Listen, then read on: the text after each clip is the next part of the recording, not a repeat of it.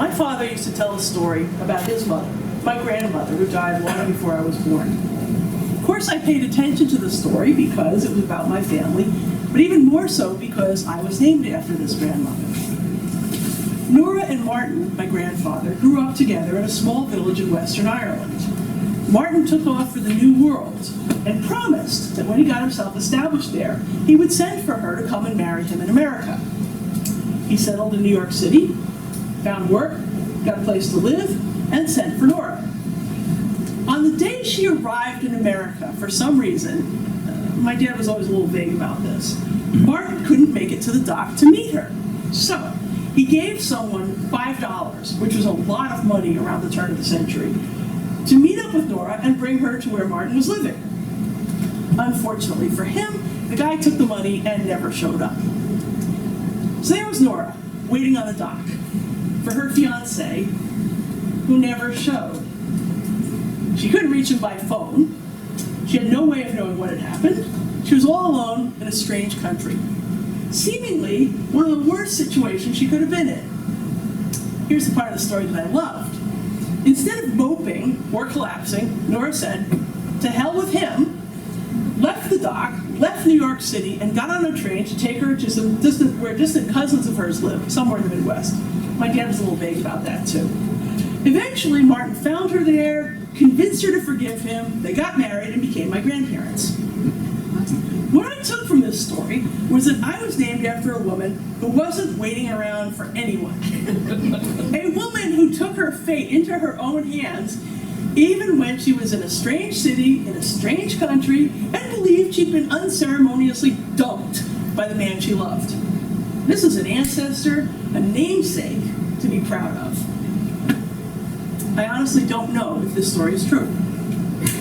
All the people who could have verified it are dead.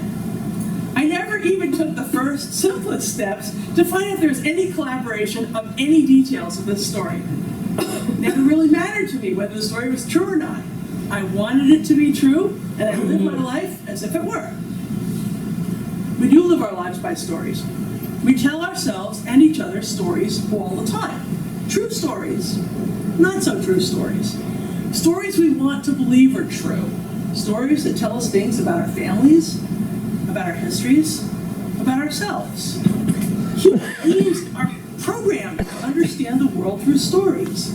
There are studies that have shown that if you want to understand, to remember something, you're much more likely to remember it if you put it in the form of a story. As the reading told us, our stories shape us. They tell us who we are, where we come from, what we aspire to. And it's not just individuals who tell stories about their pasts. Families do, and communities, and even nations. Think of your classic American stories. The brave pioneers setting up their independent lives with no governments or anyone to help them. Or the self-made man or woman who starts from poverty, but who, through hard work, and the occasional burst of good luck, but mostly hard work, becomes rich and powerful. We teach our children stories about American ideals, the Declaration of Independence, and those thrilling opening and closing words, the Statue of Liberty, and Emma Lazarus's poem. We teach how we won World War I, and World War II, and even the Cold War on the strength of our American system and our ideals. The movies, the television shows we watch, the songs we listen to, they're all part of those stories. They all talk about who we are, what we value, what we believe about ourselves and each other. And we act on the basis of those stories. Who doesn't remember Ronald Reagan's stories about the supposed welfare cheats who were driving around in Cadillacs and buying T-bone steaks with food stamps? Who hasn't heard people talking about how in the old days immigrants learned English and learned our culture and became real Americans right away, not like these people nowadays with their Spanish? How often do we hear from legislators and media people about millionaires and billionaires who are really job creators and therefore special? In the name of these stories, on the strength of these stories, laws are passed, regulations are enacted, policies are changed. The thing is, most people are like me. They've heard the story all their lives, they don't bother or don't want to see if there's any truth in it. More, if someone does investigate the basis for the story and calls it into question, most people get angry at the debunker. They don't want to change their idea of the story because it's part of how they see themselves. For example, let's look at the myth of the pioneer family, living in a harsh environment, being all self-sufficient, and not needing or asking for help from any outsiders. This is a story we use to justify not helping each other. A real American can get by on his own, and asking for help shows you're not a real American. Except that's not true. Leaving aside the reality that the white pioneers were living in territory that had belonged to Native Americans, and that their ability to live in those areas depended on violence on the part of the United States government to forcibly remove these Native Americans. Leaving all that aside, myth still isn't accurate. People survived in the Great Plains and in the West by building communities. Think of barn raisings, sewing circles, quilting bees, communal efforts that help people survive in difficult conditions. What if we focused on those stories? Would we be more likely to try to build communities now where people help each other, are dependent on each other? Take another myth. The story of the Wild West, where it was every man for himself and everyone carried guns, and people were safer than they are in modern places where guns are harder to get. You have to have licenses to carry certain kinds of guns. This is a powerful myth that underlies a lot of efforts to kill any discussion of gun control in this country. It's also false. There's an abundance of evidence that most of those Wild West towns, as soon as they incorporated, began regulating the use and ownership of guns within their borders, even in an era and a place where many people owned guns and carried them for protection. Gun control is as American as the Wild West, but that's not the story we tell ourselves or let others tell us about our past. And what about those old school immigrants who came here legally and immediately learned English, in contrast to all these illegals who come to America and don't even speak our language? This story about the past, which allows us to ignore our immigrant roots, is built on wishful thinking, not history. For much of our history, we couldn't come here illegally because there weren't laws keeping groups out. Probably your ancestors, like mine, got here before there were quotas designed to keep certain groups of people out of the country.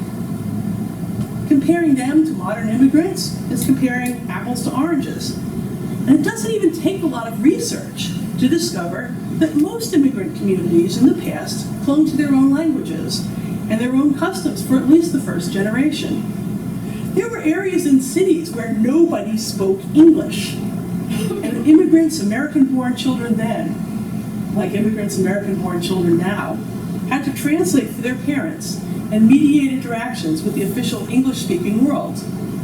I know why my immigrant grandparents came here, and I know why modern immigrants come here, and the reasons are the same. Making up and clinging to stories of past perfect immigrants as a way of denigrating and justifying cruelty towards modern immigrants is not only unhistorical, it's un-American. We need to tell ourselves new stories. We need to look more carefully at the stories that influence us as a nation, as a community, as families and individuals, especially when those other stories lead to actions that are cruel, or wrong, or damaging. Since I started working on this service, I've even started rethinking the story of my grandmother. Maybe it wasn't a story of guts and strength. Maybe she was a little rash, foolish, judgmental. Maybe she should have made more efforts to find out what really happened with Martin instead of leaving New York in a huff.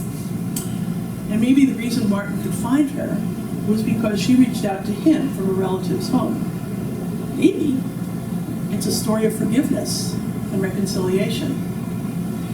And maybe that's the story I should take to heart at this point in my life. I invite you to think about your stories, the ones you tell about your family, your life, your past, and the way they shape how you think about who you are and what you're doing with your life. And if those stories are pointing you in the wrong direction, whether maybe there isn't a way to look at them differently, tell a different story, change your life.